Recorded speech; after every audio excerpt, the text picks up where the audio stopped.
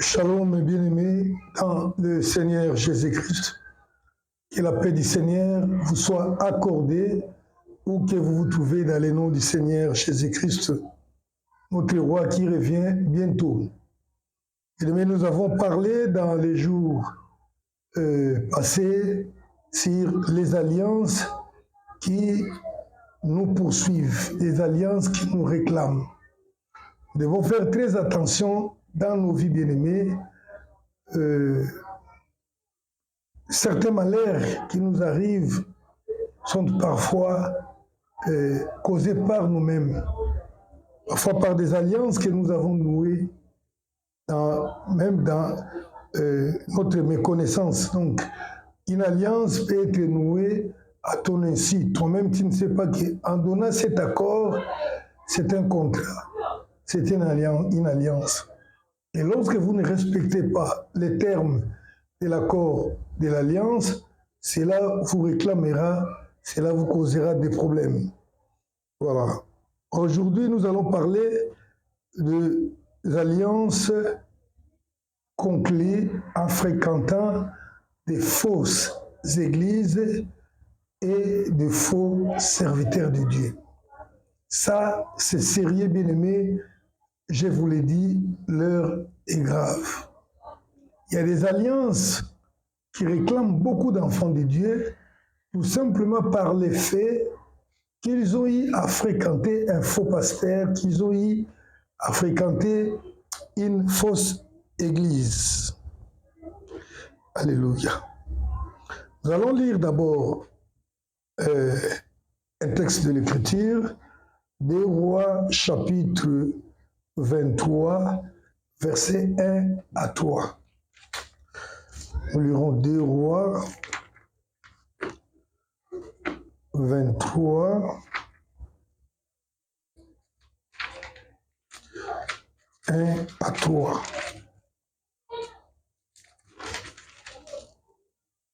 Je lis au nom du Seigneur Jésus-Christ. Le roi Josias fit assembler auprès de lui tous les anciens de Juda et de Jérusalem. Puis il monta à la maison de l'Éternel avec tous les hommes de Juda et tous les habitants de Jérusalem, les sacrificateurs, les prophètes et tous les peuples, depuis les plus petits jusqu'aux plus grands. Il lut devant eux toutes les paroles du livre de l'Alliance qu'on avait trouvé dans la maison de l'Éternel. Le roi se tenait sur l'estrade. Il traita l'alliance devant l'Éternel, s'engageant à suivre l'Éternel et à observer ses ordonnances, ses préceptes et ses lois, de tout son cœur et de toute son âme, afin de mettre en pratique les paroles de cette alliance écrites dans ce livre. Et tous les peuples entra dans l'alliance. Alléluia. Et tous les peuples entra dans l'alliance. Nous parlons des alliances qui est une attente entre un ou plusieurs personnes et qui s'engagent à observer certaines obligations en vue d'obtention d'une quelconque récompense. Et ici, là, nous voyons un roi d'Israël, Josias, qui fit alliance avec Dieu. Donc, Israël était déjà en alliance avec Dieu, mais l'alliance était bafouée, était détruite. Mais il vient, il restaure l'alliance. Je voudrais juste vous faire remarquer ce qui s'est passé. Les anciens étaient là, beaucoup de personnalités étaient là. Ils concluent l'alliance. Ils concluent l'alliance, mais dans la dernière phrase, on dit « Et tous les peuples entra dans l'alliance ». Tous les peuples entrent dans l'alliance. Donc, je suis en train de dire ceci. Bien aimé, un chef d'État peut conclure une alliance qui engage tous les citoyens de son pays. Un chef de famille peut conclure une alliance qui engage tous les membres de sa famille. Ainsi de suite. Et vous le savez peut-être plus que moi, que lorsque un président signe une alliance, c'est pourrait qu'on va demander peut-être au Parlement de ratifier, c'est-à-dire d'approuver. Et peut-être le peuple, les citoyens lambda, qui se promènent dans la rue, ne sait même pas ce qui se passe, mais il est impliqué, il est engagé dans cette alliance-là. Mais c'est ce qui se passe exactement dans le monde religieux. Un pasteur qui a l'alliance avec Jésus-Christ a pour mission de faire entrer tous les peuples qui sont derrière lui dans cette alliance-là. Comment? En leur montrant la parole de Dieu. Voilà la parole de Dieu. Et après, il les fait entrer. C'est d'abord lui qui est en alliance et après, il fait entrer les fidèles. Voilà pourquoi le Seigneur avait dit, malheur aux conducteurs aveugles. Si vous avez un conducteur aveugle, il faut prier pour qu'il voie de nouveau. Sinon, il faut tout simplement les quitter. Sinon, vous périrez ensemble avec lui à votre dépens. Alléluia. Donc, j'étais en train de dire que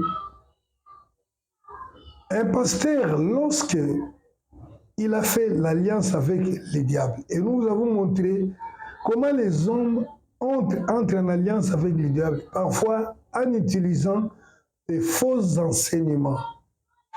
Selon 1 Timothée 4, 1 et 2, nous avons lu ça, qu'au temps de la fin, les gens abandonneront la foi et s'allieront aux démons, aux esprits séducteurs, par l'entremise de faux docteurs. Les faux docteurs utilisent des faux enseignements. Une église où l'on enseigne les enseignements du diable, les enseignements inspirés par Satan, entre alliance. D'abord, la personne qui enseigne là entre automatiquement en alliance. Alors les pasteurs, il y a certains pasteurs qui ont fait une alliance qu'ils connaissent eux-mêmes pour que le diable leur donne de l'argent, les succès, je ne sais pas moi, les honneurs, tout ce dont ils ont besoin, et aussi les miracles, la puissance. Et en échange, qu'est-ce qu'ils donnent au diable? Ils donnent au diable les âmes. Ils font entrer le diable et les enfants sous leur direction dans cette alliance-là. Je vais vous raconter une petite histoire que j'ai vécue. Je crois que c'était en 2014 ou 2015. Une dame qui priait avec nous est venue, elle m'a amené sa fille qui, je crois, pouvait avoir 13 ou 15 ans à l'époque. Elle est venue m'amener sa fille pour que je prodigue conseil à sa fille, éventuellement prier aussi pour sa fille. Alors j'ai commencé, j'ai parlé à la fille avait, bon, c'est qu'ils avaient constaté dans la fille que la fille mentait beaucoup, ce qui est anormal pour un homme, et surtout quand on est un enfant de Dieu et qu'on ment. Alors j'ai commencé à parler, j'ai donné des conseils. Après, j'ai commencé à prier. Quand j'ai commencé à prier pour l'enfant, les esprits mauvais se sont manifestés. Et une fois la fille est tombée par terre, je continuais à chasser les démons qui se manifestaient en elle. Il s'est fait qu'il y a eu un démon qui s'est manifesté qu'il était pasteur. Je lui demande, toi pasteur, il a même donné son nom. Mais comment tu es entré dans la vie de cette fille? Moi, je croyais avoir affaire à des démons que nous connaissons tous, mais là, c'était un esprit humain. Donc quelqu'un qui est dans les fétiches, mais qui entre aussi dans l'esprit de l'enfant, la fille là. Et les démons, l'esprit du pasteur dans la fille, me répond qu'ils étaient venus eux-mêmes dans mon église. Donc leur problème c'était quoi? Le problème c'était qu'ils étaient venus dans l'église. Ils étaient venus dans l'église du pasteur. C'est ce qui a fait que l'esprit du pasteur puisse entrer en eux pour les posséder. Je priais, j'ai chassé l'esprit-là, et puis la fille s'est relevée. Je demandais à la fille, est-ce que tu connais un pasteur qui s'appelle tel? Elle me dit oui. Quel problème tu as avec elle? Elle me dit non, rien. Tu es déjà allé dans son église? Oui. Qu'est-ce que tu es allé faire? La fille me dit, son papa était tombé malade. Il avait une maladie qu'il soupçonnait être un mauvais sort. Et le pasteur a prié, et pour son père, il avait demandé aussi à la famille entière de passer. La famille aussi était passée, et il a prié aussi pour la famille, c'est fini. Et puis, le papa était guéri. Mais il est entré dans la vie de l'enfant là. Malheureusement, ça l'idée même pas venue. Je n'ai même pas prié pour les autres de la famille là. Mais quand j'ai prié pour le papa lui-même, il y a eu des démons qui se manifestaient beaucoup dans la vie de ce peuple. Alors, voyez-vous, le fait de fréquenter l'église d'un faux pasteur est un grand danger, bien-aimé, parce que tu vas entrer dans son alliance. Toutes les personnes qui bénéficient des prières, des miracles, d'une guérison, des faux pasteurs, ce sont des gens marqués et qui sont en alliance avec les démons qui travaillent avec les pasteurs là. Et généralement, pour ceux qui font des miracles, ils ont un temps limité. Les miracles qu'ils vous accordent, parfois la guérison, a une durée déterminée, peut-être 5 années. Après 5 ans, tu tomberas malade et tu mourras. Dans une autre circonstance, n'importe laquelle. Pourquoi? Parce que tu as bénéficié, tu es entré en relation avec eux. Et il y a de cela, lorsqu'il te fait entrer en relation avec eux, c'est toute ta vie qui est bousillée. Or, aujourd'hui, il est courant pour les enfants de Dieu d'aller d'église en église. Ils cherchent le pasteur qui a l'onction. Frère, l'onction n'est pas pour les pasteurs, l'onction est pour les fidèles.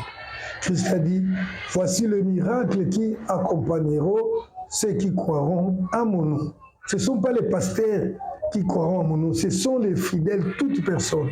Et si, au travers de toi, les miracles ne s'accomplissent pas, tu dois simplement arranger ta vie avec le Seigneur, et le Seigneur va l'accomplir. Alléluia. Donc, il y a beaucoup de gens qui sont entrés en alliance avec les pasteurs. Maintenant, ces pasteurs sont trop malins. Sachez qu'un tel pasteur ne va pas vous dire que vous entrez en alliance avec le diable au travers de moi. J'ai parlé des alliances du Père et Fils. Lorsque vous entendez un pasteur demander à son église de faire une alliance avec lui, c'est que ce pasteur a déjà une alliance avec le diable. Et toutes les personnes qui entrent dans son alliance-là, il est livré à l'alliance avec le diable. Les alliances faites dans les fréquentations des fausses églises et des veaux. Parce que bien aimé, nous regardons parfois, ça nous fait mal. Parce que les gens courent derrière le miracle. Oui, le miracle, il y en a, le Seigneur les donne. Mais aujourd'hui, une bonne partie de ces miracles-là ne vient pas de Dieu. Parce que les miracles, ce n'est pas un problème, mais c'est la pratique de la parole, l'exactitude de la parole qui confirme que si ça vient de Dieu ou ça ne vient pas de Dieu. Le miracle seul ne suffit pas pour certifier que l'homme vient de Dieu. C'est ton caractère, ta façon de réagir devant les péchés. Un impudique, un violent, un bagarreur, un escroc, et quels que soient les miracles que tu vas faire, nous soupçonnons que cela peut venir du diable. Parce que Dieu, la nature de Dieu, c'est la sainteté, c'est la sanctification. Alléluia. Alors, comment font certains pasteurs pour faire entrer les fidèles dans les alliances avec eux? Il est déjà dans l'alliance. Il cherche la ratification des fidèles. Parfois, ces pasteurs demandent aux fidèles de prier au nom de leur pasteur. Frère, tu entres dans une église. On te dit que tu vois, il faut aussi, il faut parfois, ou bien il faut seulement prier au nom de votre pasteur. C'est une alliance que tu es en train de faire. C'est-à-dire quoi? La Bible dit qu'il y a un nom qui nous a été donné, le nom de Jésus-Christ, qui est au-dessus de tous les noms, sur la terre comme dans les cieux. C'est au nom de Jésus que tout ça appelle. Alors si vous commencez à prier, par exemple, les dieux des pasteurs anges, les dieux des pasteurs bienvenus, les dieux des pasteurs Paul, bien-aimé, ce Dieu-là, si c'est le Dieu véritable, il a un nom, et il a dit les noms par lesquels vous devez m'invoquer ou faire toutes choses, c'est le nom de Jésus. Alors si quelqu'un commence à prier, parfois ce n'est pas une obligation, mais on vous dit tout simplement, vous voyez, Dieu m'utilise, il était le Dieu d'Abraham, Dieu de Jacob, aujourd'hui comme il m'utilise, c'est que moi aussi, vous pouvez, non. Jadis, on l'a appelé Dieu d'Abraham, Dieu d'Isaac, Dieu de Jacob. Il a dit qu'il n'a pas honte d'être appelé leur Dieu. Mais aujourd'hui, il s'est manifesté par un nom. Il s'appelle le Dieu qui s'est manifesté au nom de Jésus-Christ, de Nazareth, le ressuscité du 3e jour. Alors quand tu pries comme ça, bien aimé, c'est un problème. J'ai déjà cité tous les bénéficiaires des miracles. Les faux miracles entrent en alliance avec les faux dieux, avec les faux pasteurs. Vous savez, l'imposition des mains. L'imposition des mains est un signe de communion. Lorsque nous imposons les mains à une personne, et la personne est là, peut-être pour le service, c'est auprès de Dieu, c'est que je suis en communion avec cet homme.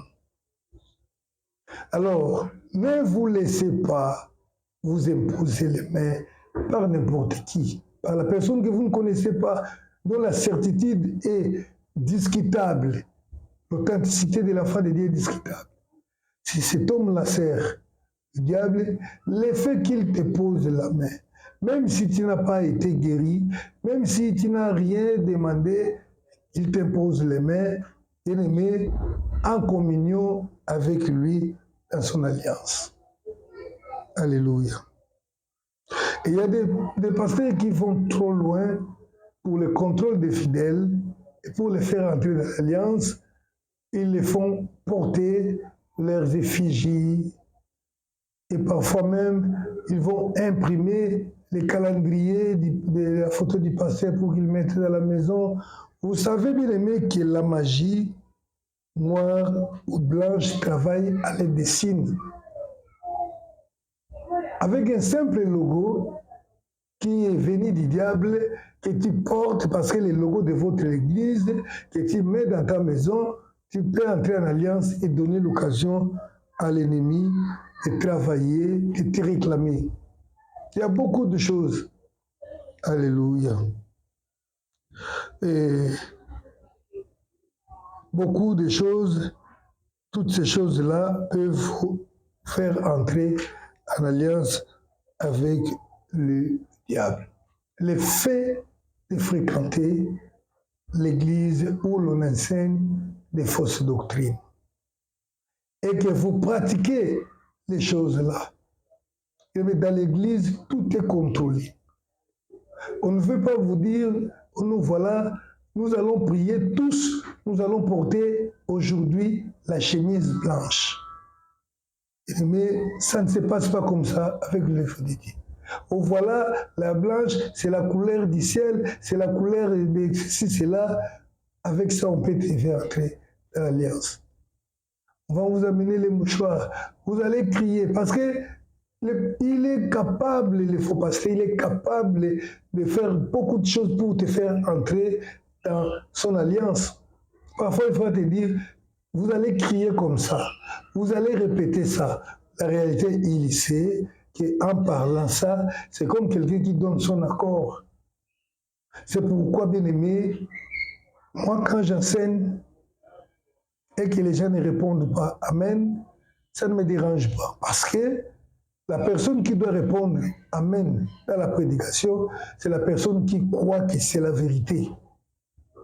Lorsque quelqu'un prie, qui dit Amen dans sa prière, c'est que toi aussi tu as signé sa demande, sa requête, se présente auprès de Dieu, tu es signataire de cette demande-là. Alors si tu as mal prié, tu as parlé des choses qu'on ne peut pas parler dans la prière, je ne dis pas Amen. Si je dis Amen, j'entre avec toi.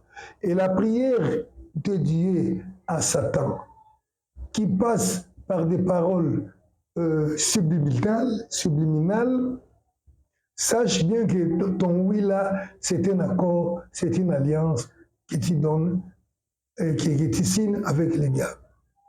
Voilà pourquoi le Seigneur avait dit dans la bouche des gens, si quelqu'un vous amène des fausses doctrines, ne les saluez même pas, parce qu'il savait qu'en écoutant, en pratiquant, tu serais aussi considéré comme idolâtre et même dans l'alliance avec les diables. Les alliances qui nous réclament. Et Dieu voulant, nous allons continuer pour parler des alliances avec Jézabel. Toutes les alliances méconnues qui se passent dans les secrets, par laquelle le diable a conquis un grand monde. Soyez bénis dans le nom du Seigneur Jésus-Christ et veuillez partager certains messages. Des messages, si vous pensez que vous croyez à cela, partagez pour sauver plusieurs âmes. Soyez bénis au nom du Seigneur Jésus-Christ. Amen.